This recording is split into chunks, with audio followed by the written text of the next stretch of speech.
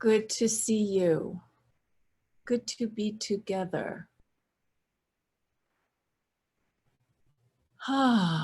Breathing in and breathing out. Hi, Joe. Liza, Jane, Linnea, Barbara, Heidi, JJ.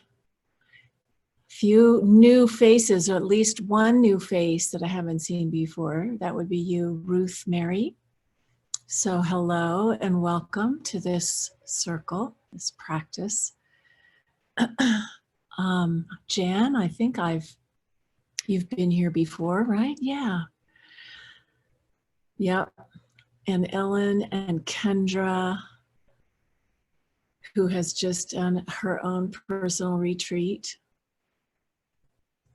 Looking forward to hearing how that went. JJ. I have been on retreat myself, as you know, and my retreat didn't really start until a week ago. So it's been a little over a week now. I was in retreat, but I had too much to do for a while. But now I'm in and it feels really good. And the leaves are turning here in the Northern Hemisphere. I don't see our friends Maggie and Eva today from Australia, but I always think of them. They're so lucky now. They get to go into spring as we're going into winter. But we don't have winter quite yet. So here in New Mexico, we have Indian summer, which is kind of another season in between summer and real fall, before the winter really hits, where all the colors change and then it gets warm again. It's like it gets cold and then it gets warm again. And it's just so beautiful, and all the harvest and everything is happening. So I'm hoping we get that this year. The seasons have been so strange, and the fires and everything. So we'll see what happens. I feel quite a lot of sadness going into the change of season, given everything that's going on in the world. Grief, looking at how grief in Chinese medicine and Eastern medicine is connected to the lungs, which is connected to breath, which is the big issue that we're facing in so many ways with COVID and smoke and well, you know how George Floyd died. And then that quote, maybe some of you saw, from Ruth Bader Ginsberg about, our brethren taking their, how did she put it, their knees off our neck, right? So this practice of breathing that we do as the basis of mindfulness is potent medicine for these times, for us individually and also for us collectively, as we use the breath with awareness to focus our attention and send our love and kindness out into the world.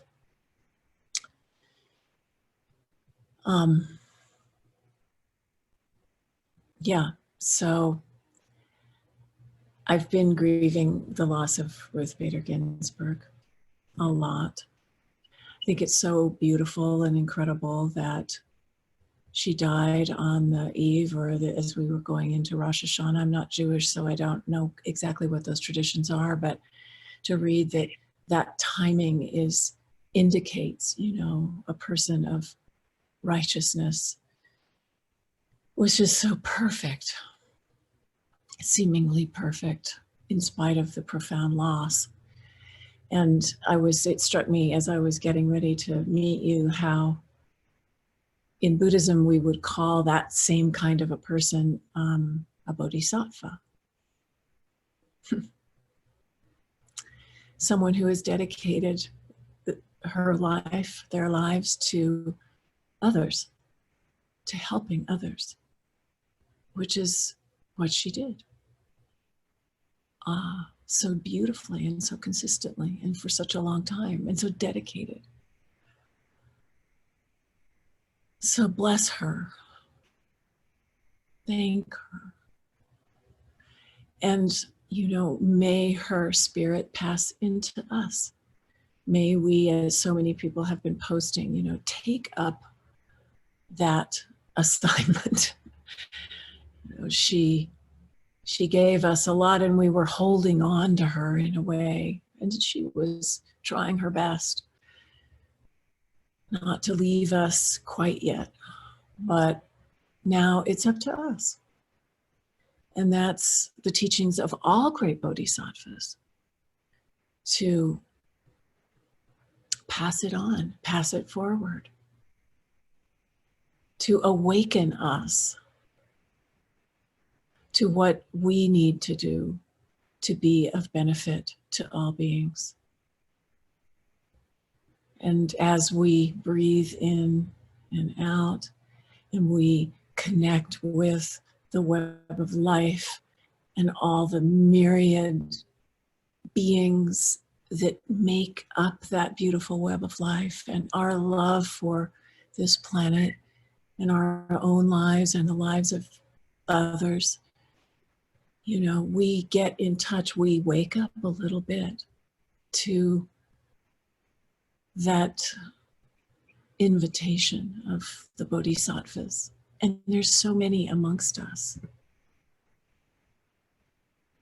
You're each playing that role for me when we gather and when we share our truth with each other. It's such an opportunity to see the beauty through you, and that teaches me and makes me aware.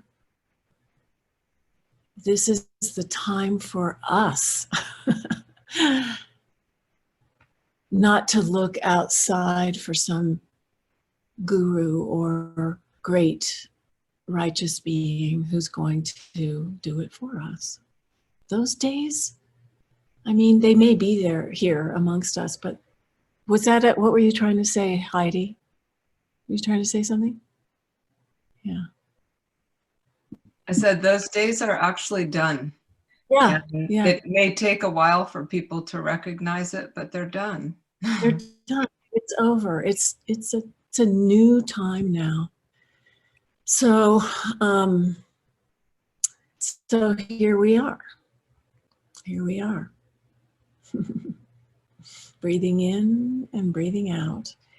And especially when we feel overwhelmed with grief or worry or concern about how it's going to be, all the more important reason to take hold, as Ruth Ginsberg would have done with her, weights in the gym and keep going with all that we care about, each in our own way, knowing that as we do that, we're contributing.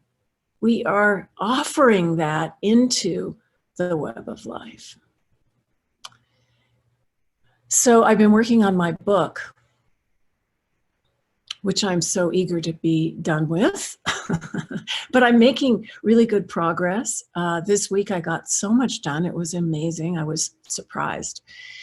And thinking about all of this in relationship to the bodhisattvas amongst us, it came to me to just share a few snippets of some of the people that I write about that I've met around the world, taking treasure vases here and there.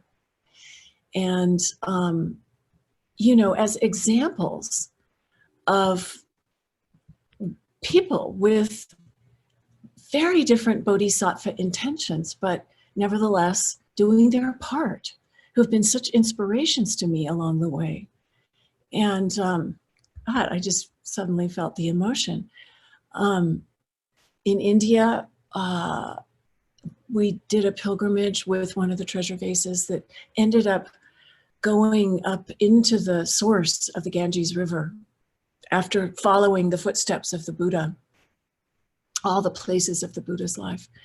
And way up high in the Himalayas, we met a woman named Nanima, who means grandmother, and she had a little ashram along the shores of the Ganges, and she was completely devoted to Ganga, the goddess of the Ganges, with such pure, selfless devotion. And she had spent, I don't know how many years, decades. She was old, decades living on the shores of the Ganges, and at certain point in her life, actually living on the glacier, which is where the real yogis go, and they just live at the source there. And she bathes in the Ganges every day.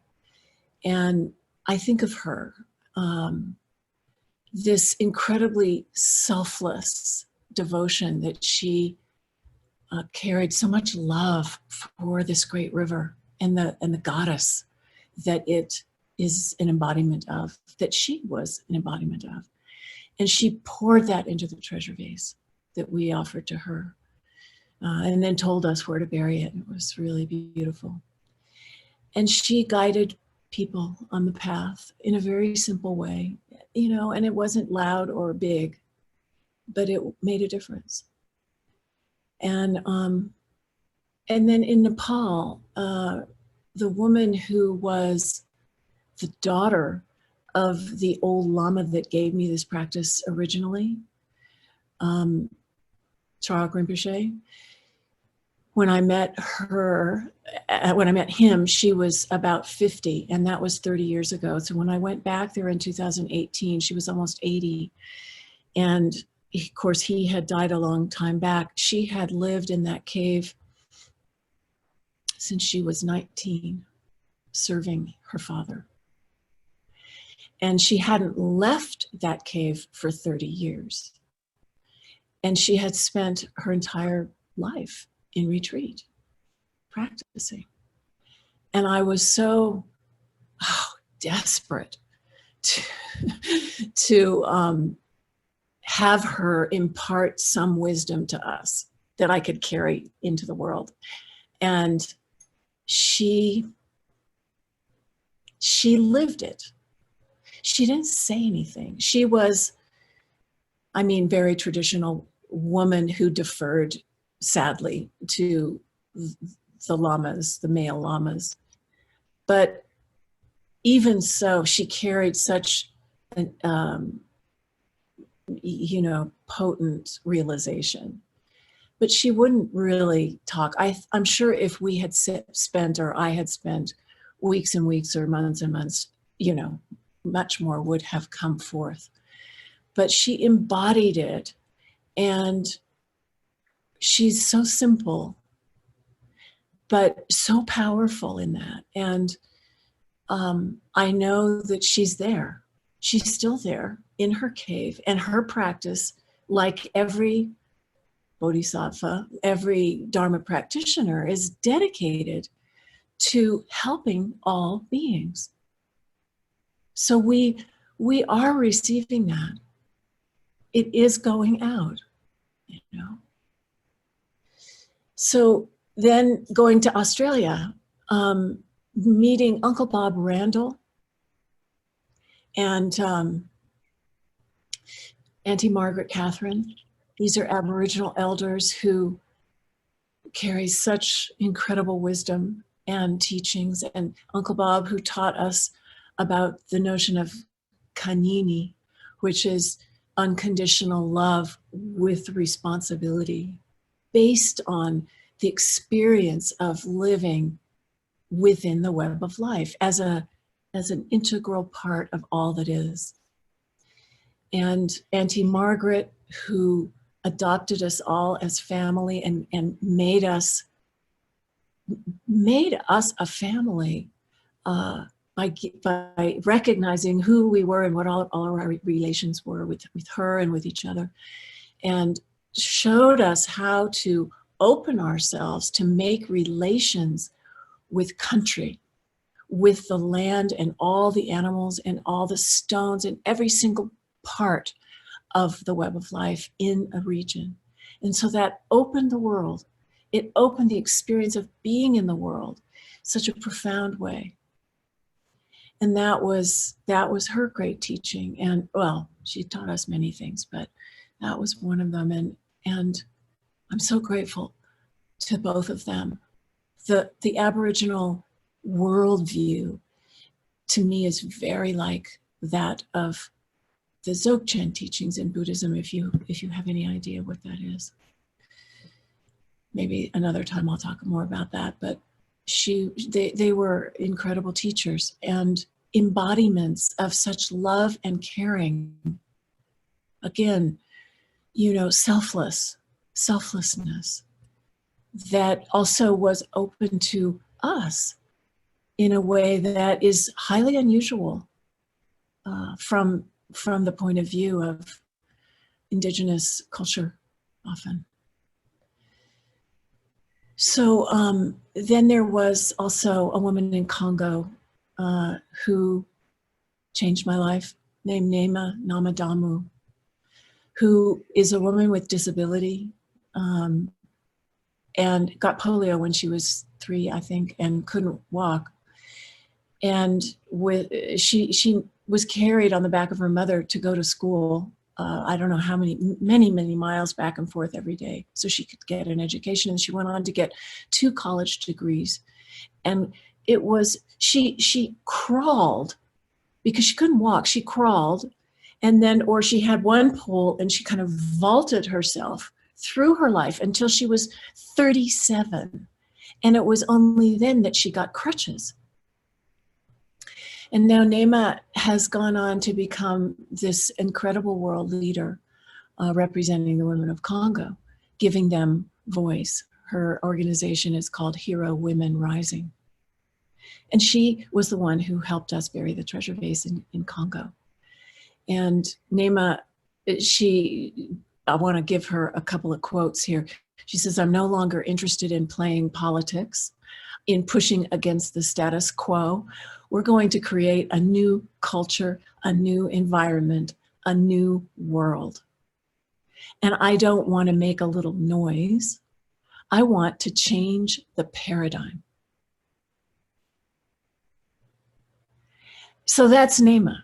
And she's fucking doing it. From where she came from to where she is today, speaking to the State Department and the Clinton Global Initiative and all of these international bodies of organizations and stuff. And she's right up there. It's so inspiring. So here's a woman who has embodied it to such an extent. She gives me such hope, such faith that anything is possible. And anyway, I'm totally blessed, and we all are, because she was also key to fulfilling one of the treasure vases in that place where being a woman is a very dangerous place to be because of the high incidence of rape. The last place I'll mention is Liberia, which I've mentioned before. Had such an effect on me, and it was the first country in Africa that I went with the treasure vase practice. And I met all these women who are the ones who stopped the war. There was a civil war going on in Liberia, for those of you who might not know, that went on for a long time. And it was brutal. And it was finally the women who said, enough. And they got together, Muslim and Christian women who don't necessarily have a whole lot to do with each other. And they began to demonstrate in the streets peacefully and praying together. And they managed to stop the war. And the woman who started that movement got the Nobel Peace Prize, Lima Bowie. And she received it along with Ellen Johnson Sirleaf, who was the first woman, democratically elected woman president of any country in Africa. And she served 2 terms, and then she had to step down. And now Liberia is falling apart all over again. But hopefully, you know, that was a step in the right direction. It was a step in the right direction.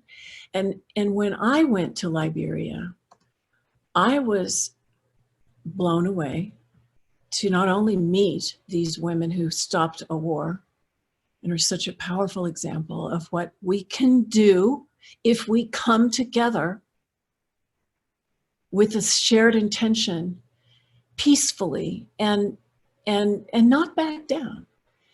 But I also met this man named Christian Bethelson, who was a ex-combatant known as General Leopard, who had been in the rebel forces and before that in the army his entire adult life, and then had joined an organization called the Everyday Gandhis, which is the group that got me there. And when he met me, he asked me to teach him how to meditate. And I couldn't believe that he was serious given his background. But he wouldn't take no for an answer. He's quite compelling, as a general might be. And even being, you know, having this history that he has as a more or less like a warlord, you know, we've worked together for 10 years and he has transformed from that past to the present as a peace builder that is never, ever going to pick up a gun again. And I only hope that he can live through the difficulties that are happening in his part of the world now and tell his story to the world, because he has a profound story and I will help him. So these are some examples of just what's right here in our midst. And I'm sure each of you has stories of those who you take inspiration from, who are doing what they can in so many different ways. I think it's important that we remember these are when you know, when we do the dedication of merit, and it says how we give thanks to parents, teachers, friends, and numerous beings who give guidance and support along the path. So these are the numerous beings, along with all the animals and the trees and the rivers and everything else. The firefighters, my goodness. So for today's practice,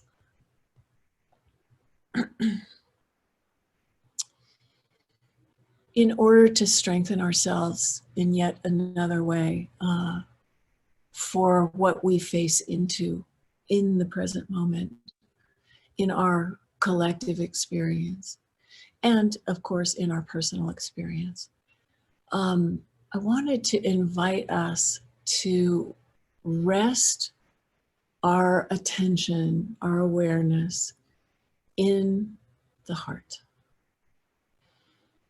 To breathe in and out as we go through today's practice, sitting and walking, breathing in and breathing out. With our awareness having settled and come to rest at the center of our being, in our hearts. And with each breath to open that lotus, if you will, and to not be afraid to feel what's there, but with each breath to strengthen our capacity to be present with what's there and to feel it, and to just allow ourselves to, in a sense, take refuge in our own deepest caring and compassion. There's a Vajrayana teacher actually from the Bonpo tradition in Tibetan Buddhism, coming back from prior to when it became Buddhism. Actually, his name is Tenzin Wangyal Rinpoche, wonderful teacher. And so he gave this instruction, which I will read to you now. He said, draw clear and open attention to your heart. Be aware of spaciousness at the center of your being. The space is like a clear, open sky. You are that sky. Be aware of it. Feel it. Connect with it.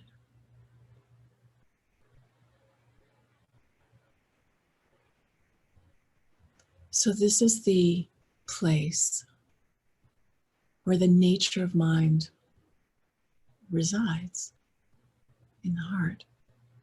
And that nature of our heart-mind is vast as space, empty of a separate self. And so for today, once we take our seat and begin our practice, breathing in and breathing out every time we get distracted, coming back to the breath, just simply letting everything else fall away and breathing with mindfulness. And then calling into awareness this open attention in our heart and awareness of the spaciousness at the center of our being, clear and open like the sky. And to be that and feel it. Oh, this is where we can renew ourselves and see the view.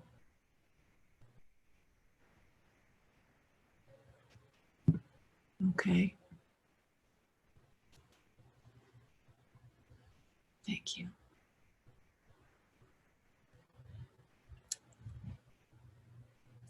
I'll go light some incense. If you have the verses, you can do them with me, the opening verses.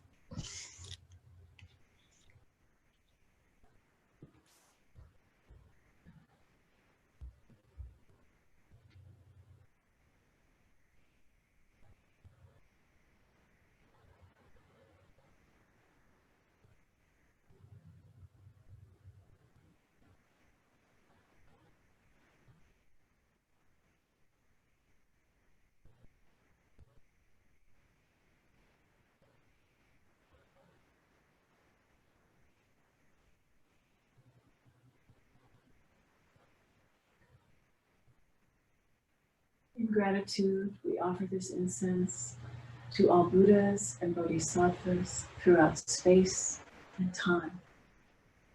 May it be fragrant as earth herself, reflecting our careful efforts, our wholehearted awareness, and the fruit of understanding slowly ripening.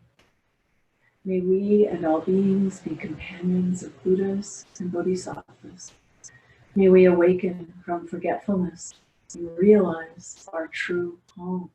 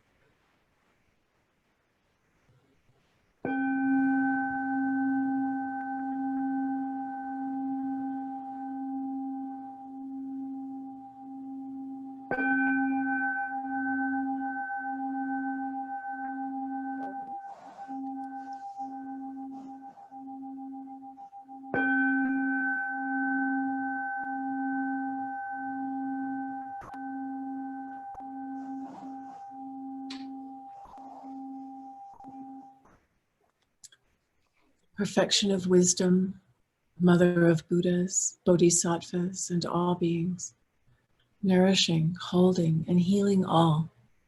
Great Mother Earth, precious jewel of the cosmos, to you we bow in gratitude. We take refuge in the earth as our teacher, the one who shows us the way in this life. We take refuge in the earth as an expression of the Dharma, the teachings of interbeing, understanding, and love. We take refuge in the earth as an embodiment of the Sangha, the vast interdependent community of life in balance and harmony. Living within the web of life on earth, we dedicate ourselves to embodying awakened awareness on the path of healing and service to all beings. We dedicate our lives to realizing our oneness with Gaia. This precious human form is difficult to obtain and embodies opportunities and resources. Give me the energy to realize its potential. The ultimate foe, the Lord of Death, can come at any time. Give me the energy to live a life of no regret. The laws of the way things are work internally. Give me the energy to live without shame. Suffering is present in all 6 realms. Give me the energy not to take birth in these states. The reliable and definite refuges are the 3 jewels. Give me the energy to trust them. The 6 kinds of beings are as kind as my parents. Give me the energy for loving kindness and compassion. In the end, my mind is nothing but being as truth. Give me the energy to attain a stable understanding.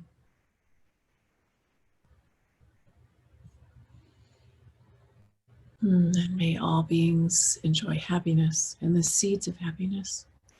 May they be free from suffering and the seeds of suffering.